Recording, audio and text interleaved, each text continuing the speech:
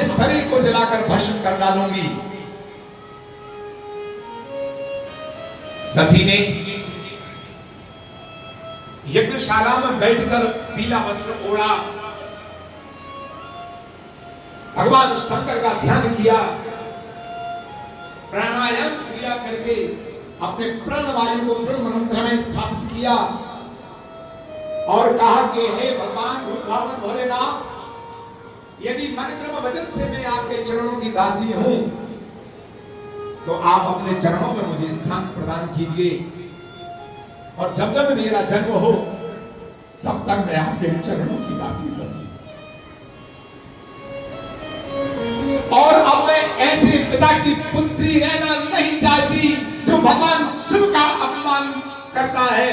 अब अगला जन्म मुझे ऐसे पिता के घर में देना जो शिव को अपने मस्तक पर धारण करने वाला।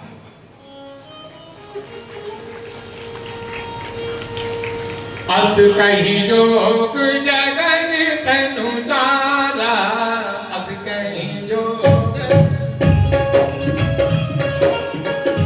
अस कहीं जोग जगन तनु जारा, अस कहीं जोग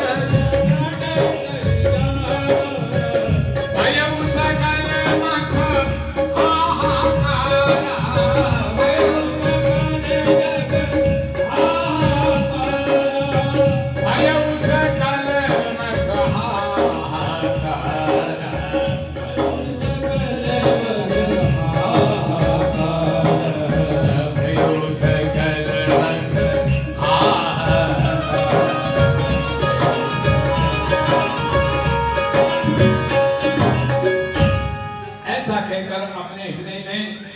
योग अग्नि का आवाहन किया और देखते देखते शरीर जला करके भस्म कर डाला।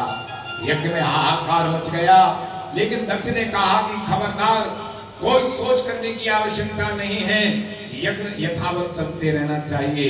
लेकिन सती के साथ में भगवान शंकर के गणों ने उपद्रव आरंभ किया, यज्ञ को भ्रष्ट करने का प्रयास किया। तो महाराज उसी समय आचार्य ने आहुति बढ़ करके अग्निकुंड से गणों को उत्पन्न करके उनको मार पीट करके भगाया। भगवान शिव के पास समाचार पहुंचा कि सती का अपमान हुआ, सती ने शरीर त्यागा है, और शिव ने इस अपमान को सहन नहीं किया।